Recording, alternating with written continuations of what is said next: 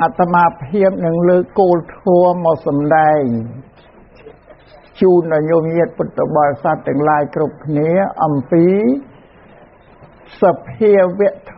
ម៌4យ៉ាងសភាវៈធម៌4យ៉ាងហ្នឹងគេហាមគេរាគេទុំយ៉ាងម៉េចក៏មិនឈ្នះដែរវិសភាវៈធម៌4យ៉ាងហ្នឹងគឺមានឥទ្ធិពលណាបងអត់មាននរណាទុំអត់មាននរណាខាងរារាំងឲ្យឈ្នះបានទេនឹងសូមជ្រាបចាស់សភាវៈ4យ៉ាងដែលរារាំងខិតមិនឈ្នះហ្នឹងទី1គឺសេចក្តីចាស់ក្រំគ្រានៃរូបរាងកាយរបស់យើងនេះបាលីថាជរាខ្មែរថាចាស់ក្រំគ្រាអាហ្នឹងទី1រារាំងអត់បានទេញោមញាតមើលសប្តាហ៍ថ្ងៃអ្នកវិទ្យាសាស្ត្របច្ចេកវិទ្យាគេខំបង្កើតជាឱសថជាមហូបអាហារដើម្បីឲ្យមនុស្សបរិភោគទៅទប់ទល់កុំឲ្យសេចក្តីចាស់ក្រំគ្រានឹងវាកើតមានដល់មនុស្សហ្នឹងមិនតែប៉ុណ្ណោះសោតមានគេបង្កើតទាំងគ្រឿងសម្រាប់លេបលូនពីខាងក្រៅនឹងជួយការពារចាស់ក្រំគ្រានឹងផងប៉ុន្តែជួយអត់រួចទេបងជួយមិនរួចទេនៅតែចាស់ត្រទ្រំយ៉ាងឯងអានឹងទី1ទី2ព្យាធិបងខ្មែរយើងថាជំងឺរោគាបាលីថាព្យាធិអានឹងក៏ទប់ទល់រារាំងមិនឈ្នះហាមមិនបានដែរយើងហាមបានខិតបានតែមួយផ្លេតដោយឈឺក្បាលឈឺពោះឈឺអីទៅយើងទៅរកឱសថមកលេបទៅក្រាន់តែស្រាកស្រានមួយពេលប៉ុណ្ណឹងឯងតទៅខាងមុខជំងឺនោះនឹងមកទៀតបើនឹងមានជំងឺអីផ្សេងមកពីនោះជំងឺស្រាលជំងឺធ្ងន់អីចេះតែមកបន្តគ្នាហ្នឹងគ្មានវិធីណានឹងទប់បានទេអានឹងទប់អត់បានទេបងទី2ហ្នឹងទី3សេចក្តីស្លាប់បាលីធម្មរណៈសេចក្តីស្លាប់នេះក៏គ្មានពិធីណាទប់បានដែរតាមពិតទៅអ្វីទាំងអស់ដែលអាត្មាសម្ដែងមកហើយហ្នឹងមិនមែនជារឿងអាកំបាំងដែលញោមញាតគ្រប់គ្នាមិនដឹងទេដោយសេចក្តីចាស់ក្រំគ្រាក្តីជំងឺរោគាក្តីសេចក្តីស្លាប់ក្តីឃើញគ្រប់តែគ្នាវិសួរតណាមួយចង់ស្លាប់នៅអត់ដែលមានទេបងឃើញតែកាលណាមានជំងឺហើយតែតែបងប្អូនកូនចៅសាច់ញាតិស្ទុះស្ទានាំអ្នកជំងឺទៅកាន់មន្ទីរពេទ្យដើម្បីឲ្យវិជ្ជបណ្ឌិតលោកជួយរងាត់ជំងឺជួយការពារសេចក្តីស្លាប់នោះអាថានៅប្រទេសកម្ពុជាយ៉ាងតែទេក្រែងវិជ្ជាបណ្ឌិតមិនសូវប្រកែកាត់ទៅដល់ប្រទេសថៃទៅវៀតណាមទៅសិង្ហបុរីទៅតាមសមត្ថភាពដែលមាននឹងទៅព្យាបាលហ្នឹងតែទោះបីធ្វើដំណើរឆ្លងប្រទេសកាត់ទៅកាន់មន្ទីរពេទ្យវិជ្ជាបណ្ឌិតដែលជឿថាប្រកែស័ក្តិសិទ្ធិហ្នឹងក៏នៅតែជួយមិនបានដែរព្រោះតែដល់ពេលត្រូវអស់ជីវិតដល់សេចក្តីស្លាប់ហើយនៅតែជួយមិនរួចបើមិនទាន់ស្លាប់ជួយបានការពាររារាំងបានមករយៈទៅទៀតបើថាដល់កាលវេលាហើយអត់បានទេញោមញាតិដឹងហើយខ្លះយកទៅស្រុកថៃសិង្ហបុរីទៅវៀតណាមដឹកសពយកពីនឹងឯងមកវិញហ្នឹងបានថាគ្មានពិធីទេសំបីតែវិជ្ជាបណ្ឌិតលោកគ្រូពេទ្យដែលប្រកែស័ក្តិសិទ្ធិតែងតែជួយស្រោចស្រង់អាយុជីវិតរបស់មនុស្សទូទៅហ្នឹងពោកុំឲ្យស្លាប់ហ្នឹងលោកជួយគេដល់តាមពិតទៅដល់លោកវិញក៏ជួយខ្លួនឯងអត់រួចដែរវិជ្ជាបណ្ឌិតក៏ស្លាប់ដែរ វិជ្ជាបណ្ឌិតក៏ចាស់ក៏ឈឺក៏ស្លាប់ដូចតែគ្នាយ៉ាងឯងព្រោះហ្នឹងទី3ឬទី4ផលរបស់កម្មផលរបស់អំពើហៅវិបាកៈបល័យហ្នឹងគឺផលរបស់អំពើដែលយើងធ្វើភាសាបល័យហៅថាកម្មខ្មែរថាអំពើឬការងារដែលយើងធ្វើអាហ្នឹងក៏ទប់មិនឈ្នះរាមិនឈ្នះទេព្រោះរឿងនេះដែលត្រូវយោគញាត្រូវយល់ទាំងអស់គ្នាពីព្រោះក្នុងពុទ្ធសាសនានេះមិនដូចសាសនាដទៃទេក៏មិនដូចសាសនាដទៃទីតិខុសប្លែកពីសាសនាដទៃទាំងអស់ពីព្រោះពុទ្ធសាសនាព្រះសម្មាសម្ពុទ្ធព្រះអង្គទ្រង់សម្ដែងតែពីការងារអវាទទូលមានព្រានបដៅរបស់ព្រះអង្គទាំងអស់ព្រះអង្គបញ្យល់ណែនាំមនុស្សឲ្យធ្វើការងារដែលបល័យថាកម្មនោះក៏នឹងឲ្យសូមយំញាតជ្រាបលោកអ្នកប្រាជ្ញដូនតាយើងលោកបាននិពន្ធរៀបចំជាច្បាប់លោកថាពាក្យថាអំពើកើតពីការធ្វើបល័យហៅកម្មព្រះពុទ្ធប្រាប់ថាឲ្យសត្វចងចាំសុខទុក្ខសំត្រឹមកើតពីអំពើនឹងពុទ្ធសាសនាក៏មានការងារមានអំពើនឹងជាធំនៅក្នុងពុទ្ធសាសនាពុទ្ធសាសនាព្រះអង្គជាបរមសាស្តាចារ្យព្រះអង្គទូលមានព្រានបដៅបញ្យល់មនុស្សឲ្យយល់ពីការងារឲ្យមនុស្សធ្វើការងារព្រះអង្គសម្ដែងថាមនុស្សសត្វលោកទាំងអស់នៅលើលោកនេះរស់បានដោយសារការងារអ្នកមិនធ្វើការងារអត់រស់នៅបានទេនឹងការងារជាធំនៅលើពិភពលោកនេះដែលភាសាបាលីថាកម្មឲ្យយើងនាំគ្នាធ្វើកម្មគឺធ្វើអំពើការងារនឹងឯងញោមញាតិទាំងអស់រំពឹងមើលឥឡូវសូមឲ្យរំពឹងមើលតាំងពីយើងតូចរហូតដល់មកពេលដែលញោមញាតិអង្គុយស្ដាប់ធ្វើទេសនាថ្ងៃនេះសួរតែញោមញាតិគ្រប់គ្នាទាំងអស់ដែលរស់រៀនមានជីវិតមានសម្បត្តិមានទ្រព្យមានចំណេះមានវិជ្ជាចេះដឹងមានយសស័ក្តិក៏កើតឡើងពីអីរបស់ទាំងនោះបើយើងបានគិតអត់ដឹងថាកើតពីស្អីទេអានឹងកើតពីអំពើទាំងអស់ណាញោមកើតពីការងារដែលញោមញាតិធ្វើទាំងអស់អត់មានកើតពីស្អីទេអានឹងជារឿងពិតនៅលើសកលលោកនេះឧទាហរណ៍ការដែលញោមញាតិពុទ្ធបរិស័ទនៅពីកុមារភាពមានវ័យវឌ្ឍនាការចម្រើនឡើងល្មមនឹងចេះដឹងរៀនសូត្របានមេដាបេដាបញ្ជូនឲ្យទៅកាន់សាលារៀនសួរតែយើងទៅកាន់សាលារៀនទៅធ្វើអីថាទៅធ្វើការងារគឺទៅធ្វើកម្មនឹងឯងទៅរៀននឹងជាការងារហើយទៅធ្វើកម្មហ្នឹងបើមិនរៀនទៅមិនចេះអក្សរចេះសិលចេះវិជ្ជាហ្នឹងអានឹងទៅធ្វើកម្មហើយយើងគិតមើលមកក្រាន់តែយើងរៀនថ្នាក់បឋមមធ្យម2ដល់10ឆ្នាំ2ដល់10ឆ្នាំនឹងពោពេញទៅដោយការធ្វើការងារខំសិក្សារៀនសូត្រទន្ទិញស្ដាប់លោកគ្រូអ្នកគ្រូបង្រៀនហ្នឹងគឺទៅធ្វើការងារ2ដល់10ឆ្នាំដល់ចប់ហើយត្រូវរៀនដល់មហាវិទ្យាល័យសាកលវិទ្យាល័យបន្តទៅទៀតប្រហែលឆ្នាំទៀត3 4 5ឆ្នាំទៅទៀត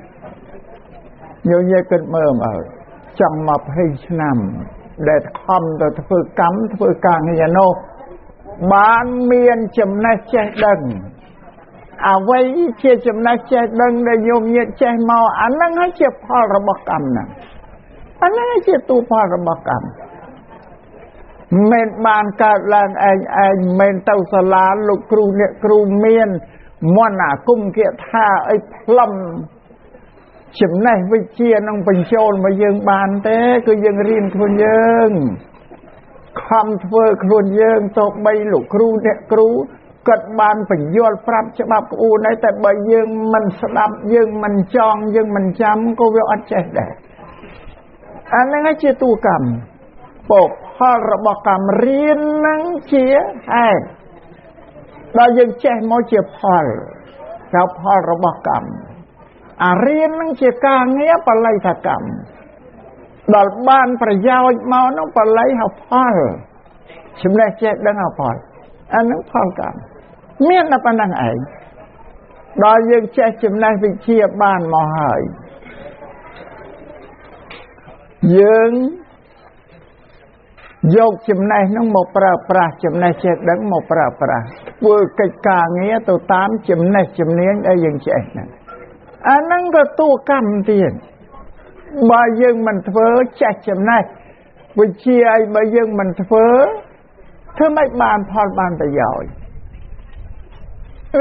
វាអត់បានវាត្រូវតែធ្វើបន្តទៅទៀតបាននៅក្នុងមួយជីវិតហ្នឹងយើងធ្វើកម្មធ្វើអំពើការងារទាំងអស់គ្រប់ពេលគ្រប់វេលាអត់មានទំនេរទេអ្វីទាំងអស់កើតពីការងារបល័យហៅកម្មផលនឹងឯងនឹងសូមឲ្យយើងញាក់ជ្រាបបើសាសនាដទៃគេមិននិយាយពីកម្មផលទេគេនិយាយពីព្រះប្រទានឲ្យវាខុសគ្នាពីពុទ្ធសាសនាខុសគ្នាស្រឡះញោមណាតែពុទ្ធសាសនាព្រះសម្មាសម្ពុទ្ធក៏ហាមយើងពុទ្ធបរិស័ទដែរថាឲ្យខំធ្វើការងារខ្លួនឯងកុំពឹងគេអត់បានទេនឹងជាព្រះបរមពុទ្ធវាទហាមដាច់ប៉ុន្តែដល់ញោមញាតពុទ្ធបរិស័ទមិនយល់រវល់តែដើរសុំគេនឹងឯងញោមញាតដែលនៅសុំគេច្រើនណាស់ណាបងដោយសារចង់បានទៅមិនខំធ្វើខ្លួនឯងសមានតែសុំគេបានចេះតែទៅសុំតាមពិតទៅការសុំនឹងសុំតាំងពីក្មេងរហូតដល់ទៅចាស់ក៏មិនដែលឃើញបានអ្វីដែលសុំគេនឹងអត់បានទេឃើញបានតែពីធ្វើខ្លួនឯងហ្នឹងឯងបើញោមញាតមិនយល់នៅតែសុំទៀតប្រពន្ធលោកហាមមិនអោយសុំសួរតែសុំគេនឹងសុំអីញោមញាតទៅសុំទេវតាសុំព្រះតែសុំឲ្យខ្ញុំនឹងបានអាយុវែងសុំឲ្យខ្ញុំនឹងមានសុខភាពល្អកុំឲ្យមានរោគាសុំឲ្យខ្ញុំនឹងមានពើសម្បុរល្អកើតជាអនាគតទៅលំអធម្មជាតិស្រស់បំព្រមសុំឲ្យខ្ញុំនេះបានបុណ្យមានស័ក្តិឲ្យធំសុំឲ្យខ្ញុំនឹងមានទ្រព្យសម្បត្តិឲ្យច្រើនបបោសុំឲ្យខ្ញុំនេះកើតក្នុងត្រកូលខ្ពង់ខ្ពស់ឧត្តមឧត្តមសុំឲ្យខ្ញុំនេះកើតទៅមានបញ្ញាភ្លឺស្វាងសុំឲ្យខ្ញុំនឹងអស់ជីវិតទៅកាន់ឋានសួគ៌ទៅកាន់ព្រះនិព្វានសត្វតែសុំគេទាំងអស់នេះសួរតែញោមសុំដែរឃើញបានអីទេអត់អញ្ចឹងបើពុទ្ធវិញលោកប្រាប់ថាម៉េចបើញោមទៅសុំថាអើយខ្ញុំព្រះអង្គនឹងសុំឲ្យមានអាយុវែងពុទ្ធលោកប្រាប់មកវិញថាអ្នកចង់បានអាយុវែងកុំសម្លាប់សត្វបំបត្តិជីវិតគេលោកប្រាប់អីហ្នឹងទេអាហ្នឹងញោមមើលមិនធ្វើខ្លួនឯងយើងមិនសម្លាប់សត្វបានយើងអាយុវែងតែយើងសម្លាប់សត្វអាយុកន្លែងពុទ្ធលោកមានអាយុណាឲ្យយើងញោមព្រះសម្មាសម្ពុទ្ធបញ្ជន់បានតែ80ផងនៅបានអាយុណាយកមកឲ្យយើងទៅសុំលោកនៅវាអត់ទេសោះបើទៅសុំពុទ្ធលោកប្រាប់ចឹងឯងថាកុំសម្លាប់សត្វ បើទៅសុំឲ្យខ្ញុំនឹងមានកុំឲ្យមានជំងឺរោគគាមានសុខភាពល្អបរិបូរណ៍ព្រះពុទ្ធលោកប្រាប់ថាអ្នកឯងកុំទៅធ្វើឲ្យសពសត្វនឹងវាខ្លាចវាភ័យវាភ្ញាក់វាផ្អើលវាតក់ស្លុតរន្ធត់ញាប់ញើហ្នឹងកុំទៅធ្វើអ្នកឯងនឹងមានសុខភាពល្អព្រោះมันសូវមានជំងឺរោគគាអីមកបៀតបៀនទេអាហ្នឹងហេតុវិញចាលោកប្រាប់មកយើងវិញកុំឲ្យធ្វើសុំតើសុំឲ្យខ្ញុំនឹងមានពើសម្បុរល្អស្រស់បំព្រមធម្មជាតិព្រះអង្គប្រាប់ដល់ម្នាក់ឯងកុំខឹងបន្តិចបន្តួចបានកុំទៅខឹងច្រើនចង់គំនុំគុំគួនអីហ្នឹងអ្នកឯងខឹងច្រើនមានពើសម្បុរអាក្រក់ហើយវាសេចក្តីខឹងមិនចាំជាតិមុខទេណាញោមក្នុងជាតិនេះឯងញោមមើលមនុស្សដែលកំពុងតែខឹងច្រឡោតតតោកសាច់ឈាមមុខបាត់ដល់ស្លាំងវាខូចពើសម្បុរអស់មិនចាំជាតិមុខទេហ្នឹងបងប្អូនលោកប្រាំអញ្ចឹងមានតែអ្នកឯងចង់បានមានទ្រព្យសម្បត្តិច្រើនអ្នកឯងត្រូវបរិច្ចាគទានឧស្សាហ៍ធ្វើទានចែកទ្រព្យសម្បត្តិទៅដល់ស្មុំយាយចកអ្នកកំសត់ទូលគាត់ឬក៏ប្រគេនដល់ព្រះភិក្ខុសង្ឃអ្នកមានសិលក្នុងសាសនាលោកប្រាប់ថាអញ្ចឹងមេថាសុំឲ្យខ្ញុំព្រះអង្គនេះមានយសស័ក្តិច្រាខ្ពង់ខ្ពស់ធំក្នុងបច្ចុប្បន្នក្តីក្នុងអនាគតអង្គតើតើអ្នកឯងចង់បានបុណ្យស័ក្តិធំកុំជាណែនក្នុងគេឃើញគេមានទ្រព្យមានសម្បត្តិមានសេចក្តីសុខតកូលខ្ពង់ខ្ពស់កុំទៅជាណែនក្នុងគេបើអ្នកឯងទៅជាណែនក្នុងគេអ្នកឯងមិនមានបុណ្យស័ក្តិទេខូចបុណ្យខូចស័ក្តិហើយបើអ្នកឯងឃើញគេបានសេចក្តីសុខចម្រើនមានជោគសួស្តីយស័ក្តិគួរត្រេកអររីករាយតាមគេសប្បាយតាមគេតែគេធ្វើបុណ្យអីធ្វើអំពើអីបានគេមានបុណ្យមានស័ក្តិពងពោះម្លេះណាហ្នឹងឯងជាអំពើដែលឲ្យយើងបានមានបុណ្យស័ក្តិធំហ្នឹងអាហ្នឹងចឹងរួចបើយើងចង់បានកើតក្នុងត្រកូលខ្ពង់ខ្ពស់ឧត្តមឧត្តមយើងគោរពមេត្តាបិតាយើងទៅមេត្តាបិតាលោកទូមានព្រិញបដៅអីក៏បដិបត្តិតាមលោកទៅយើងមានសេចក្តីគោរពកោតក្រែងដល់ចាស់ព្រឹទ្ធាចារ្យដល់លោកអ្នកប្រាជ្ញបណ្ឌិតដល់ភិក្ខុសង្ឃសមណៈព្រាហ្មណ៍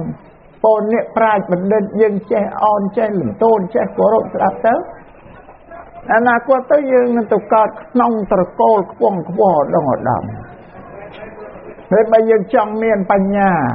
ខ្លាំងក្លាទៅសម្មាសម្ពុទ្ធត្រង់សម្ដែងតែអ្នកឯងឧស្សាហ៍រៀនទន្ទេញឧស្សាហ៍ស្ដាប់ត្រេះរិះពិចារណាខ្សែគប់នឹងបណ្ឌិតអ្នកប្រាជ្ញលោកប្រាប់អញ្ចឹងខ្ញុំប្រពន្ធលោកមានប្រទានអីឲ្យបានគ្រាន់តែប្រាប់ពិធីប្រាប់អបាយមកធ្យោបាយយើងទេតែឲ្យប្រពន្ធប្រទានឲ្យលោកនឹងបានអីឲ្យទេតែសមាសពុទ្ធសម្ដែងស្រេចទុំអហេកិច្ចមាតបង្កអខាតារតថាថាមនានគាត់ទាំងឡាយអ្នកទាំងឡាយចូលធ្វើប្រយោជន៍ឲ្យសម្រេចដោយខ្លួនឯងដល់ថាគាត់ក្រិន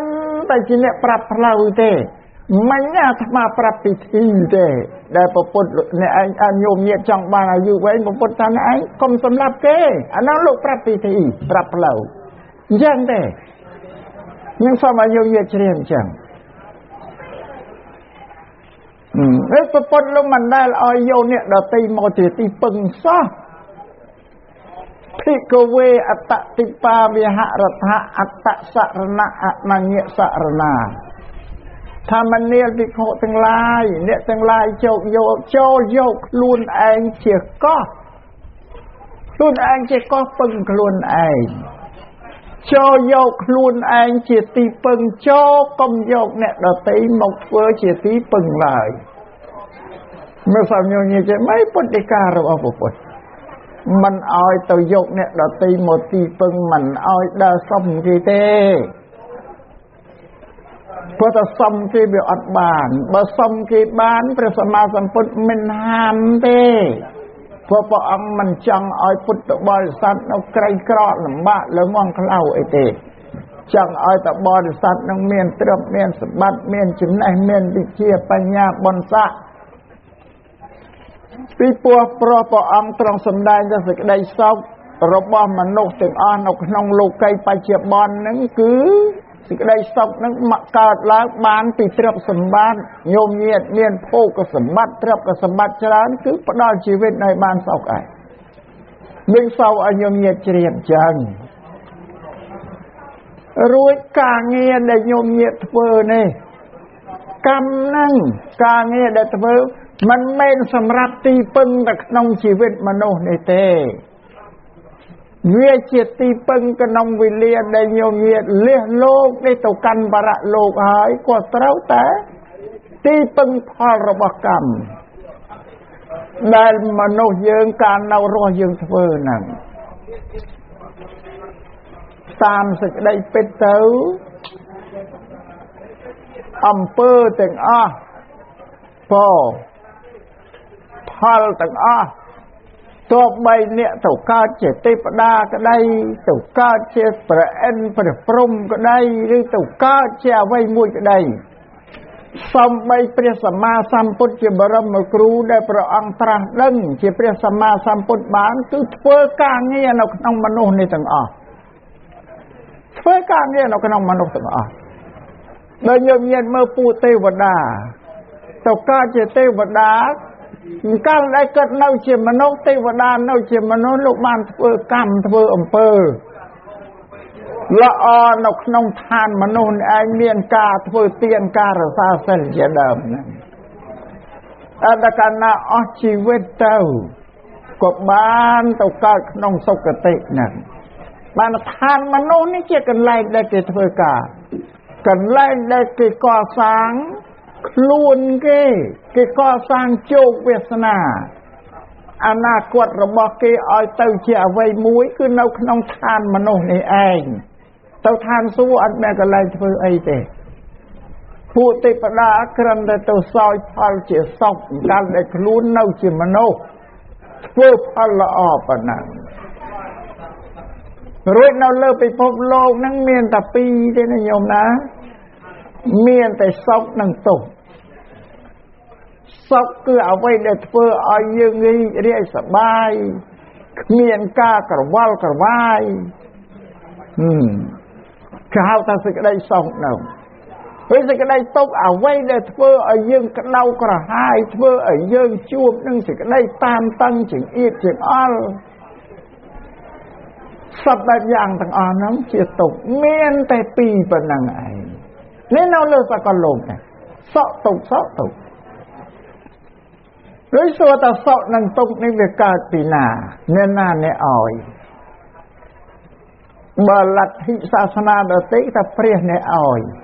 ព្រះអ្នកប្រទានឲ្យតែពុទ្ធសាសនាមិនទទួលស្គាល់ដាច់ខាតអត់ទទួលស្គាល់ថាអ្នកណាមកឲ្យទេទទួលស្គាល់ថាមនុស្សធ្វើតែខ្លួនឯងហ្នឹងឯងយើងទាំងអស់គ្នាធ្វើតែខ្លួនឯងហ្នឹងឯងតែកាលណាធ្វើអំពើល្អនឹងឲ្យផលល្អដល់មកយើងអ្នកធ្វើហ្នឹងអាស្រ័យហ្នឹងឯងបានជាក្នុងពុទ្ធសាសនាញោមញាតទាំងអស់ក៏ខ្ញុំគ្នាព្យាយាមធ្វើសេចក្តីល្អមានមេត្តាករុណាមានសេចក្តីស្រឡាញ់សេចក្តីអាណិតដល់សពសត្វទាំងអស់ដែលនៅក្នុងលោកក្នុងភូមិផងជាមួយគ្នាហើយខំធ្វើទានធ្វើសិលជាដើមហ្នឹងអាហ្នឹងឯងជាអំពើល្អការងារដែលល្អដែលខំធ្វើដើម្បីនឹងបានសេចក្តីសុខក្នុងជីវិតមនុស្សនេះផងអស់ជីវិតទៅបានទៅកាន់សុគតិផងកម្រៃហ្នឹងឲ្យសម្រាប់អ្នកដែលធ្វើអំពើអាក្រក់សពបែបសពយ៉ាងតែធ្វើហើយគឺឲ្យផលហើយជាទុក្ខទៅកើតក្នុងទីថោកទាបពុទ្ធសាសនាលោកថាទុក្ខតិធ្លាក់ទៅកាន់ទុក្ខតិនឹងស្លាប់ទៅអាចទៅកើតជានរកជាប្រេតជាដេរឆានជាអសុរកាយពួកទាំង4ហ្នឹងมันមានសេចក្តីសុខទេមានតែសេចក្តីទុក្ខគោរព តិវេរៈត្រៃគ្រប់ទៅដង្ហើមចេញចូលនៃពួកនរកពួកប្រែតហ្នឹងមកទៅកើតដេរិឆានក្រិនគោក្បីឆ្កែឆ្មាឲ្យមានសេចក្តីសុខបានខ្លះបើទៅកើតនរកប្រែតគ្មានទេគ្មានបានសេចក្តីសុខទេអានឹងពោលទៅតាមពុទ្ធដីការបស់ព្រះសម្មាសម្ពុទ្ធដែលព្រះអង្គសម្ដែងប្រាប់ហ្នឹងញោមញាតមើលមកសេចក្តីសុខទុក្ខកើតពីអ្នកណាមិនណាឲ្យកើតតែពីខ្លួនឯងនេះធ្វើបើយើងពោលឲ្យវាកាន់តែច្បាស់ទៅទៀតថាពុទ្ធសាសនានេះជាសាសនាដែលយើងទាំងអស់គ្នាសម្រេចជោគវាសនាខ្លួនឯងដោយខ្លួនឯងអត់មានអ្នកណាសម្រេចជោគវាសនាឲ្យទេបើសាសនាដទៃគេថាព្រះជាអ្នកសម្រេចជោគវាសនាឲ្យបានជាមានពាក្យគេពោលថាព្រហ្មលិខិតឬគេថាទេវតាគូវាសឲ្យគឺថាទីទេពព្រហ្មអ្នកប្រទានសេចក្តីសុខទុក្ខឲ្យគូវាសឲ្យតែពុទ្ធសាសនាត្រូវពោលថាកម្មលិខិតកម្មញោមញាតដឹងហើយបាលីប្រែខ្មែរថាអំពើថាការងារដែលញោមធ្វើដែរតែគាត់សម្គាល់សម្រេចមកឲ្យយើងកើតជាអវ័យហ្នឹងគឺយើងសម្រេចជោគវាសនាដោយខ្លួនឯងមាននរណាមកគូមកវាឲ្យយើងទេណាញោមនេះសូមឲ្យជ្រាបពីពុទ្ធសាសនាអញ្ចឹងបើអញ្ចឹងសម្រាប់ញោមញាតពុទ្ធដែលជាពុទ្ធបរិស័ទគួរតែឈប់សំគេស្រាប់បានហើយញោមណាគួរតែឈប់សំគេកុំធ្វើខ្លួនឯងធ្វើតែល្អទៅធ្វើការងារល្អព្រោះជីវិតរស់ជាមនុស្សក៏ត្រូវពឹងទីការងារដូចញោមដែលធ្វើស្រែកាត់ចំការចំនួនជួញប្រែអីហ្នឹងអានឹងថាតការងារល្អហើយរស់បានដោយសារការងារហ្នឹងឯងហើយនឹងសេចក្តីល្អដល់ទីដែលប្រព្រឹត្តទៅតាមពុទ្ធវាទមានការធ្វើទានធ្វើសិលភាវនាជាដើមសត្វតែជាអំពើល្អទាំងអស់អានឹងដែលផ្ដល់សេចក្តីសុខឲ្យបានទៅកើតជាអីខ្លួនយើងទេណាញោមណាឥឡូវអាត្មាជាងអល់ឲ្យញោមឃើញជាក់ស្ដែងទាំងអស់គ្នាទៅជែកបានប្រាប់ទៅញោមជឿអញ្ចឹងញោមមើលអ្នកនៅក្នុងពន្ធនាគារក្នុងគុកហ្នឹងមើលនឹងធ្វើអីបានវាទៅនៅក្នុងហ្នឹងយើងគិតទៅទេអានឹងមានធ្វើអីមានតែកាប់សម្លាប់លួចប្លន់បោកប្រាស់គេហ្នឹងហើយសត្វតែអំពើអាក្រក់ទាំងអស់អានឹងទុក្ខតិលោកីបច្ចុប្បន្នហើយឧសម្រាប់ញោមញាតដែលធ្វើអំពើអាក្រក់មើលមក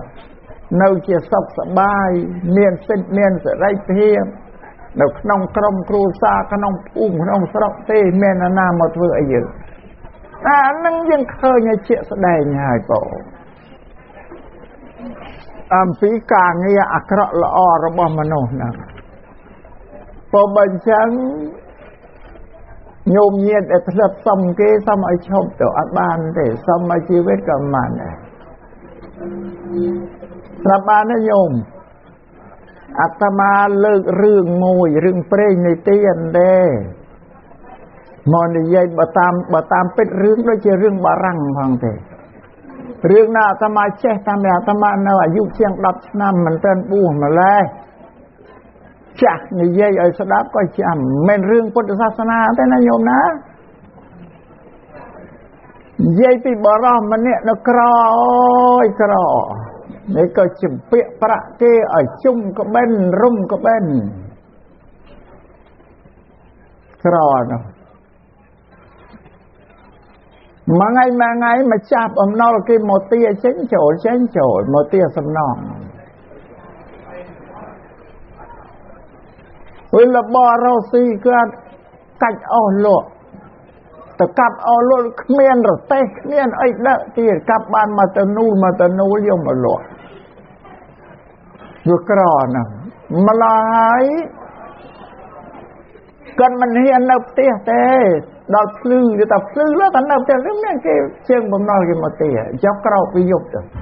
ចេញឲ្យផុតពីផ្ទះ ចូលព្រៃបាត់ទៅរកអស់តែละថ្ងៃរសៀលមើលទៅថ្ងៃទៀបហើយសមានតែមកដល់ផ្ទះវាយំប្រលំបានហ៊ានមកដល់ថ្ងៃមួយបរោះនឹងរកអស់បានពីថ្ងៃចងបាច់រួយ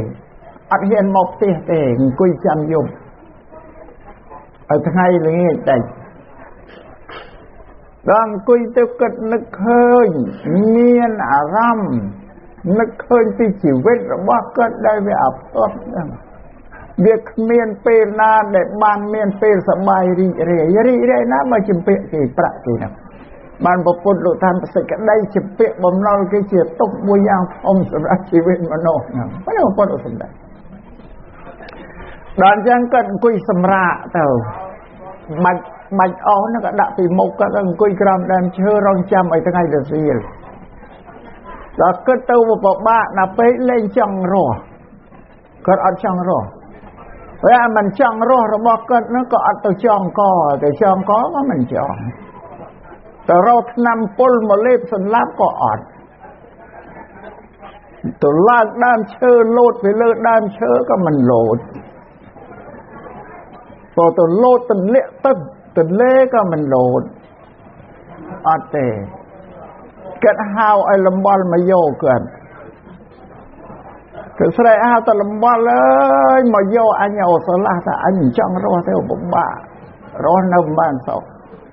ក៏ស្រែកហៅអញ្ចឹងដល់ពេលហ្នឹងថាមានទេវតារុក្ខទេវតាមួយអង្គនៅក្បែរដល់ដើមឈើក្បែរហ្នឹងឯងដល់លឺបរោះនឹងហៅអញ្ចឹងរុក្ខទេវតានឹកឃើញថាទេអញចង់ពិសោធន៍មើលមនុស្សនេះដែលចិត្តក្លាហានហៅឲ្យលំបល់មកយកហ្នឹងតើវាពិតប្រកបមែនឬក៏គ្រាន់តែថាទេទេវតាចង់ពិសោធន៍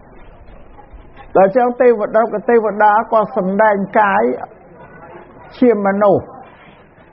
ដើរចូលមកកាន់ទីបរោះដែលអង្គុយនឹងឯងដើរចំពីមុខមកដល់ទេវតានឹងដើរមកដល់អ្នកដែលហៅហ្នឹងអង្គុយហៅហ្នឹង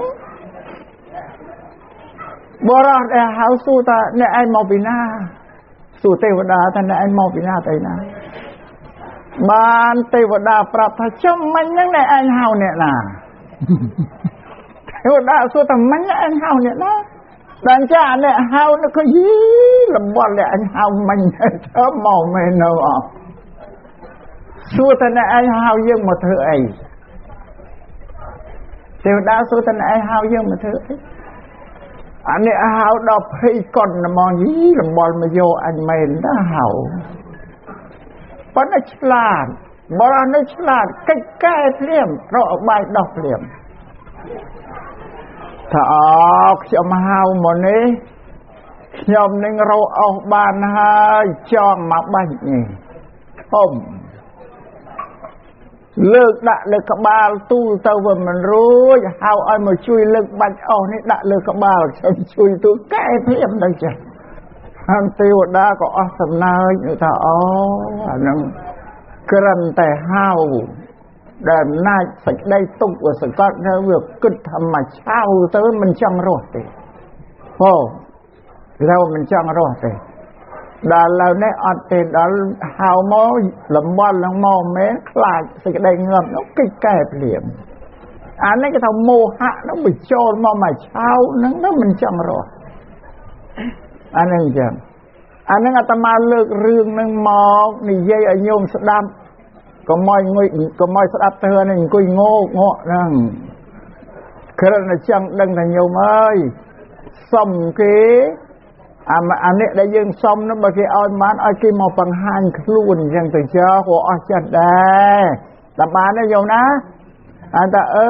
យើងឯងដែលឯងហៅមកសុំទ្រព្យសុំសម្បត្តិឲ្យយើងមកឡើយយើងអត់មានអីឲ្យអ្នកឯងបានឲ្យតែយកមកឲ្យបានឲ្យតែមកប្រាប់អញ្ចឹងក៏អស់ចិត្តដែរប៉ានេះហៅស្ងាត់តែពីក្មេងតែចាស់ងាប់ស្ងាត់ដែរឃើញមកវាមិនបានអីបណ្ដាអាត្មានិយាយចង់ឲ្យឈប់សុំនិយាយទៅអត់បានទេខំធ្វើខ្លួនឯងទៅអានេះបានត្រឹមត្រូវទៅតាមយើងអ្នកកាន់ពុទ្ធសាសនាណាញោមណា เนี่ยอาตมาส่งเป็นเชี่ยโยมได้โจจัดส่งเรียนส่งไอ้ชมต่ออัดบานแต่เมื่อคำเรียนคำធ្វើការងារខ្លួនឯងបានពីព្រោះប្រពន្ធលោកសំដែងកម្មនីមិត្តតៃលោកក៏សត្វលោកប្រព្រឹត្តទៅតាមអំពើការងារដែលខ្លួនធ្វើនឹងឯងជីវិតហ្នឹងយកតែធ្វើការងារយ៉ាងម៉េចគឺទទួលផលនឹងឯងដែលញោមអ្នកធ្វើស្រែវាបានផលមកពីស្រូវនោះផ្លែឲ្យវាផលហើយអ្នកដាំដន្លងដន្លងនោះមើលមកជាផលហើយនេះវាបានទៅអីបានហ្នឹងចឹងនឹងជារឿងពិតដែលព្រះសម្មាសម្ពុទ្ធជាបរមគ្រូលោកសម្ដែងប្រាប់ធ្វើទាំងអស់ហ្នឹងមិនមែនជាធ្វើរបស់ពុទ្ធលោកបង្កើតទេណាញោមណាគ្រាន់តែព្រះសម្មាសម្ពុទ្ធលោកត្រាស់ដឹងដោយបញ្ញាញាណលោកដឹងដោយបញ្ញារបស់យើងដែលយើងអត់ដឹងនឹងយើងមិនឃើញពុទ្ធលោកឃើញបញ្ញាលោកមកប្រាប់យើងថាជីវិតមនុស្សរកបានដោយសារធ្វើការទេមិនប្រពន្ធលោកតែងតាំងច្បាប់ទេធ្វើដែលព្រះអង្គសម្ដែងសត្វទៅធ្វើដែលព្រះអង្គដឹងនៅសភាវៈនៅលើលោកនេះដែលមានយើងមនុស្សធម្មតាវាអត់ដឹងប្រពន្ធលោកដឹងលោកប្រាប់ហេតុផលអញ្ចឹងប្រពន្ធលោកមានបញ្ញា5បញ្ញាទី1ចក្ខុបញ្ញាដែលឃើញច្បាស់ប្រកបដូចភ្នែកយើងមើលឃើញអីឃើញកលែនអញ្ចឹងច្បាស់កលែនអញ្ចឹងទី2ញាណៈព្រះអង្គដឹងច្បាស់ដឹងអ្វីច្បាស់នៅលើលោកនេះទាំងអស់ចឹងទី3បញ្ញាដែលព្រះអង្គដឹងឃើញដឹងច្បាស់មិនភ្លាត់នឹងដឹងត្រូវវាអត់ភ្លាត់អត់ខុសទី4វិជ្ជាបញ្ញាដែលកម្ចាត់សេចក្តីសង្ស័យអ្វីដែលសង្ស័យមិនមានទេប្រពន្ធណាយើងឆ្ងល់អីទៅទូលសួរព្រះអង្គដែលតែចាំគិតមើលសិនទេតែថាចាំគិតមើលសិនវាសង្ស័យក៏អត់ច្បាស់តែយើងទៅសួរព្រះអង្គលោកប្រាប់ព្រាមតែសួរឆ្លើយព្រាមគ្រប់បញ្ញាដែលមនុស្សនិងទេវតាទៅសួរដូចញោមចេះមេលេខទីដង4ដែលញោមតែងបណ្ដៅឲ្យកូនថាយ៉ាម៉ាកូនឯងថាមកមេលេខមកឲ្យហៅថាទីដងអាកូនឆ្លើយថា4ចឹងអានេះអញ្ចឹងឯងបញ្ញារបស់ពុទ្ធហើយវិជ្ជាបញ្ញាដែលកម្ចាត់សេចក្តីសង្ស័យទី5អឡោកោបញ្ញាភ្លឺស្វាងដែលកម្ចាត់សេចក្តីងងឹតគឺសេចក្តីល្ងង់ប្រពន្ធមិនមានសេចក្តីល្ងង់ទេគ្មានល្ងឹតទេនេះលោកដឹងទាំងអស់អ្វីនៅលើសាកលលោកនេះមកប្រាប់យើងជាពុទ្ធបរិស័ទបវណាស់ឡើយដែលយើងវាខ្វះការចេះដឹងទៅអត់ជឿប្រពន្ធតែមិនចេះដឹងទៅមិនជឿអត់ទេអានឹងអញ្ចឹងណាដូចជាមានពេលមួយហ្នឹងទេវតាចូលទៅកលប្រពន្ធនៅពេលពាក់កណ្ដាលអាត្រៀតនៃរាត្រីនោះទេវតាចូលទៅដល់ហើយទូលពោលនឹងប្រពន្ធថាពួកជនណាដែលមិនទាន់យល់ធ្វើច្បាស់ពួកជននោះរមែងជឿនៅលទ្ធិជាខាងក្រៅនឹងទេវតាពោលប្រាប់យ៉ាងណាមិនទាន់យល់ធ្វើច្បាស់គឺមិនទាន់យល់ពុទ្ធសាសនាពាក្យទូលមានរបស់ប្រពន្ធនឹងច្បាស់តែជឿក្នុងលទ្ធិជាខាងក្រៅបានព្រះសម្មាសម្ពុទ្ធលោកឆ្លើយតបថាពួកជនណាដែលបានយល់ធ្វើច្បាស់លាស់ល្អហើយពួកជននោះមិនជឿក្នុងលទ្ធិជាខាងក្រៅទេ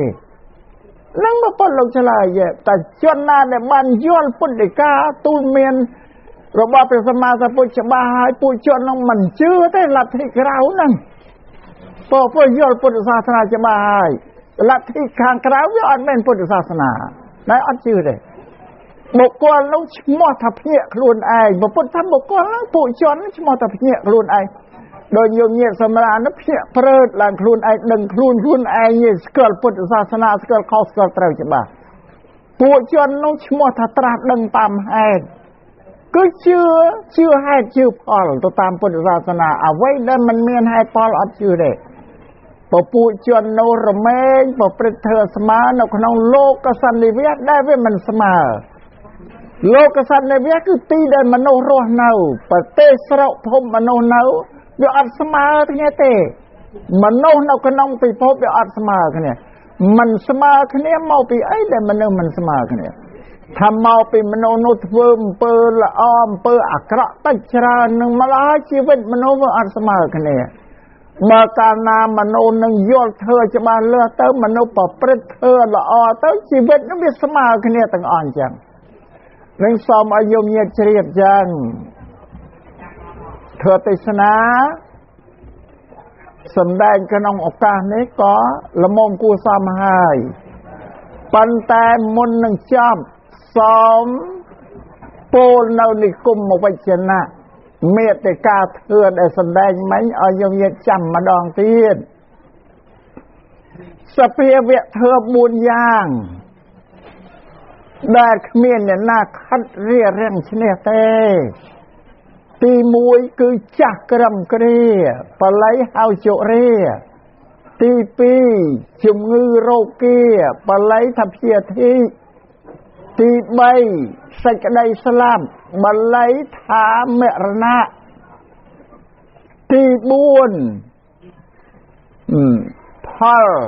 របស់កម្មនេះបល័យថាវិបាកៈផលរបស់ការងារដែលយើងធ្វើឲ្យទប់អត់ឈ្នះទេតែធ្វើល្អបានផលល្អធ្វើអាក្រក់បានផលអាក្រក់យកទប់អត់ឈ្នះទេសំបញ្ជាក់ទៅហ្នឹងទប់មិនឈ្នះដូចញោមញាតទៅរៀនអីតែរៀនអីចេះអាហ្នឹងហើយដូចញោមរៀនភាសាតែរៀនភាសាខ្មែរចេះខ្មែររៀនភាសាអង់គ្លេសចេះអង់គ្លេសអាចេះហ្នឹងឯងណាជាផលដែលទប់វាមិនឈ្នះមិនដែលថាអ្នកណាទៅរៀនហើយវាមិនចេះហ្នឹងវាមិនដែលមានទេតែញោមទៅធ្វើស្រែបានស្រូវហើយមិនដែលទៅទប់ស្រូវមិនកុំឲ្យផ្លែបានទេនឹងបានទប់ឲ្យឈ្នះទេផលរបស់កម្មហើយសូមបញ្ជាក់យ៉ាងនេះគុំវចនៈ4ហ្នឹងញោមចាំណានឹងមេត្តាឬយើងអ្នកកាន់ពុទ្ធសាសនាគឺជឿផលរបស់កម្មត្រូវតែនាំគ្នាធ្វើការងារនឹងឯងដែលសម្រាប់ជោគវាសនារបស់យើងបានឲ្យទៅជាអ្វីមួយជាសុខជាទុក្ខណាស់